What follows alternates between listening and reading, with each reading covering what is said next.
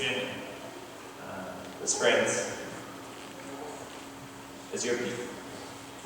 God, we just ask that you bless this weekend, this time.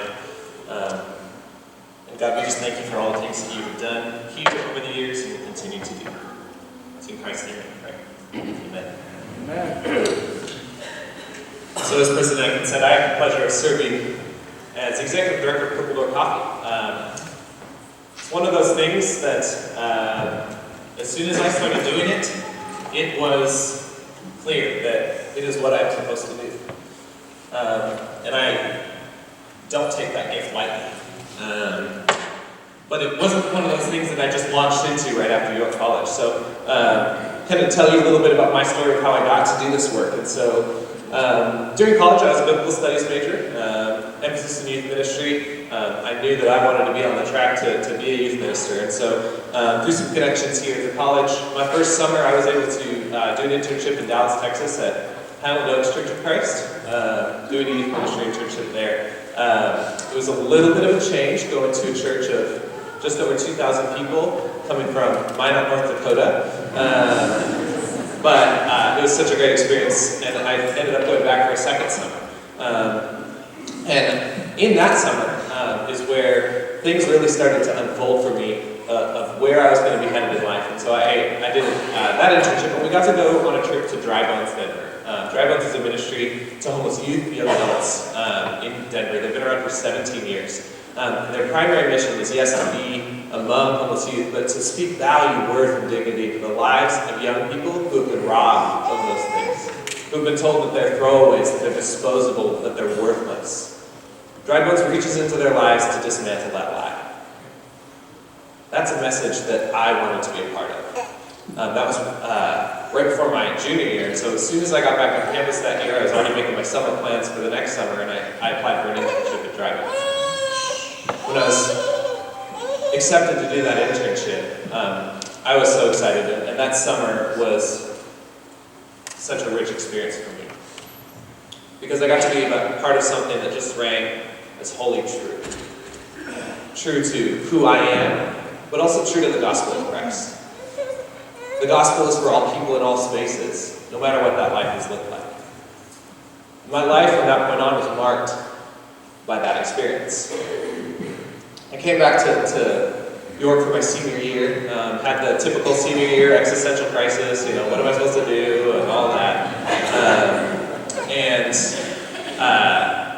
Christy Lomas actually had a conversation with me in the middle of that, and she just said, Mark, just be faithful.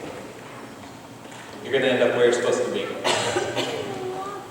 It's such a simple message, but it's so true. And I'm so grateful for that, because in the middle of all the details and the chaos, it could be summed down to that. And so I took a job, because 2 weeks after that conversation, Highland Oaks called me back, and they hired me on as a youth minister. And I started down there.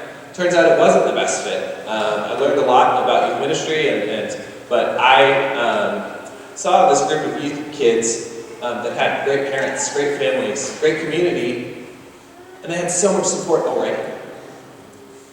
But when I'd walk outside of our church building, there was a big park and a low-income apartment complex. And every day from 3 to 5, there was 40, 50, 60 kids just hanging out. Well, their parents weren't home yet, but they were done with school. So what I started doing is I'd show up with a bunch of basketballs and kickballs, and we started grilling hot dogs, and we were able to just build relationships with kids that didn't have adults speaking into their lives. That's what I felt called to. Kids that were on the edges, kids that were forgotten, kids that were left behind. But it's not what I was hired to do. And so I had to do some soul searching and decided, that's probably not what I'm going to do long term. And again, started having some existential crises and figuring out what am I supposed to do. And not long after that, I got a call from some of the folks at Dry Bones that said, hey, we're starting this thing. We're starting a coffee shop to employ and train homeless youth and young adults. And I spent some time praying and thinking about it, and decided that's what I was supposed to be doing. So January 2012, when I moved to Denver, Purple Door at the time had a grand total of $1,500 in its bank account, which isn't even enough to buy an espresso grinder. So we had a ways to go. But by the grace of God, I got people. 10 months later, we had $150,000, and we were ready to open our doors. Started all the plans, build out. 6 months after that, so in April of 2013, we opened our doors. Since then, we've employed 28 young people coming out of homelessness. 23 have never returned to homelessness. And more importantly, all 28 of them have had a time of intentional love and care, and hearing a message that they matter to me, that they are loved by God, and that they have unsurpassable worth and value.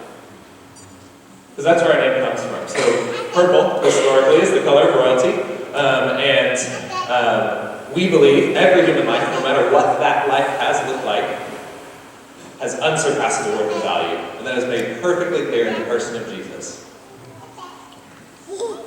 And so, anyone who comes through our door, no matter who that person is, deserves to be treated like royalty. And so, we attempt to live that each and every day. My very first employee, his name is Mike. We're actually going to get to see him on Sunday because he lives in North Platte now, but so we're going to drive back and stop and eat with him. But Mike, his nickname on the streets was Tower because he is 6'8", tattoos all over, a little terrified if you don't know him. Turns out he's one of the most loyal friends you will ever have. He is an incredibly hard worker. He is compassionate and kind. He showed up 3 years after he finished the program in a little bit of trouble. Turns out he had caught a charge, gotten mixed up with some of his old friends, and it was actually in western Nebraska. And before his sentencing, he was allowed to come back to Denver for a week to take care of some things. But his car had broken down, he had no money, he had no idea how he was going to get back. So a friend gave him a ride part of the way, he hitchhiked and walked the rest of the way. I was opening the shop that day. 7:30, Mike walks in the door, looking exhausted. And I got to sit down with him and talk. And finally, I got to the point in the conversation, and I got to say, Mike, why did you come here? And he just said, where else would I go? My employee, Kaylee, completed our program, had got a job, was doing really well, had her own place. She got pulled over on a routine traffic stop, tail light out, something like that. Turns out she had some charges from 3.5 years ago. She was not even aware of it. Next thing she knew, she was in jail. She took, thankfully, the sentences were lightened, and she only had about 4 weeks. But in that 4 weeks, she lost her job. She lost her house. The first place she came after she got out of jail, she came to Purple Door. And the first thing she said was, well, this is the only home I have now. Joe is a graduate of our program, and we can't get rid of him. He just keeps showing up. He volunteers every Saturday, gets a little bossy sometimes. Well, that's not how we used to do it. He's kind of that family member that just won't go away. But if he ever did, he'd be devastated. And then there's Ricky, who will pop in. You might not have seen him in 9 months, and he'll talk to you like you were just talking yesterday. And he'll be there every day that week, and then he'll disappear again for 6 months, and then the same thing will happen, and he'll act like nothing has changed. Because in reality, nothing has. Ricky comes back knowing that we will love him, and that he will love us, and that we'll just continue on as family. So many of my employees view Purple Door as home. And for a lot of them, it's the very first time they've ever experienced home. Not just a shelter over their head, or not just a safe place to sleep at night, but home like this one. So when I was asked to come speak, I thought, well, what do I talk about? Well, I work with homeless kids, so I've come to know a little bit about how valuable a home is. But I also have thought about my life, and wherever I have gone, wherever I have been, I have been blessed to experience home. been blessed to experience it in my childhood when growing up. I'm blessed to experience it with my wife now. I experienced it here in places like choir, in Sigta, and on the volleyball team. I was the student assistant coach while I was here. I was in campus ministries. Had so many families and so many experiences of home right here.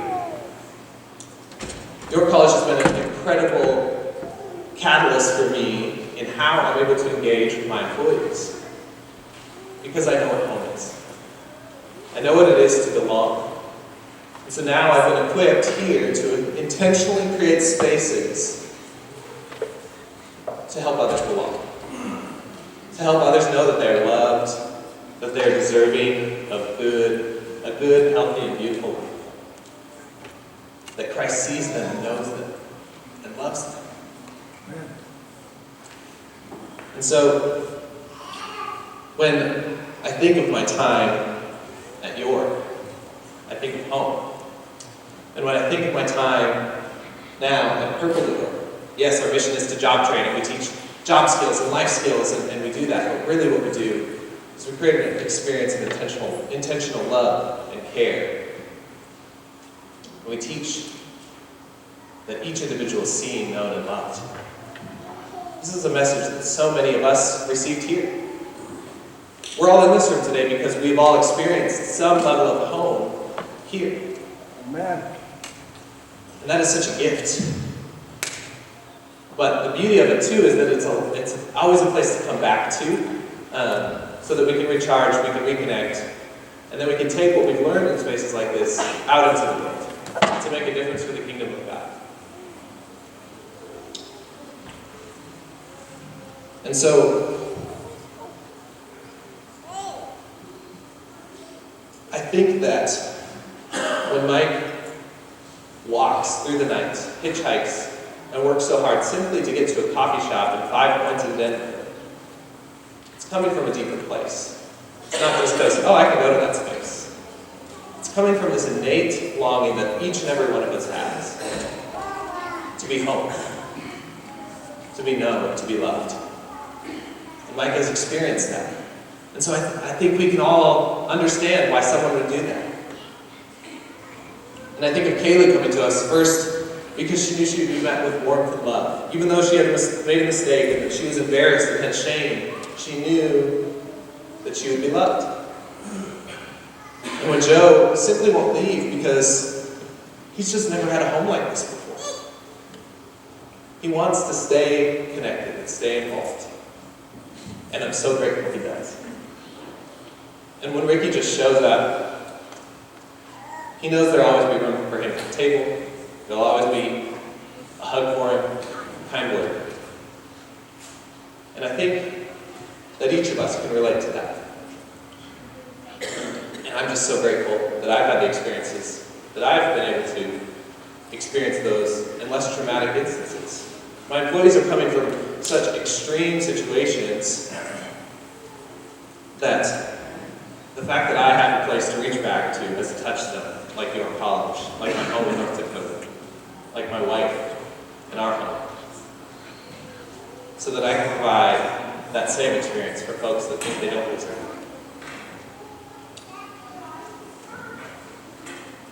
I think each of us has this restless longing for home in us, and Christ is the one that satisfies it. Christ through his people is what allows us to have home here and now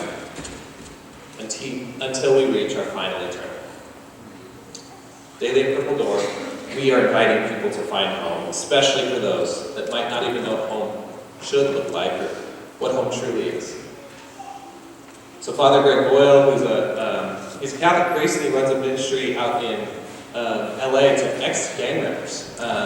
And they teach job and life skills. And he has a book called Tattoos on the Heart. And this book, I think, sums up what I think the calling of Christians is. Only kinship. Inching ourselves closer to creating a community of kinship such that God might recognize it. Soon we imagine, with God, this circle of compassion. Then we imagine no one standing outside the circle, moving ourselves closer to the margins so that the margins themselves will be erased. We stand there with those whose dignity has been denied. We locate ourselves with the poor, the powerless, and the voiceless. At the edges, we join the easily despised and the readily left out. We stand with the demonized so the demonizing will stop. We situate ourselves right next to the disposable so that the day will come when we stop throwing people away. This is what we as Christ followers are called to do. Love the forgotten. Stand with those on the edges. Be present. Help others experience home through Christ. Amen. I learned how to do this in profound ways here at York College. I'm grateful for that. My hope and prayer for each of you today is that you can each locate that sense of home that is found through Christ within yourself so you can take it out into the world.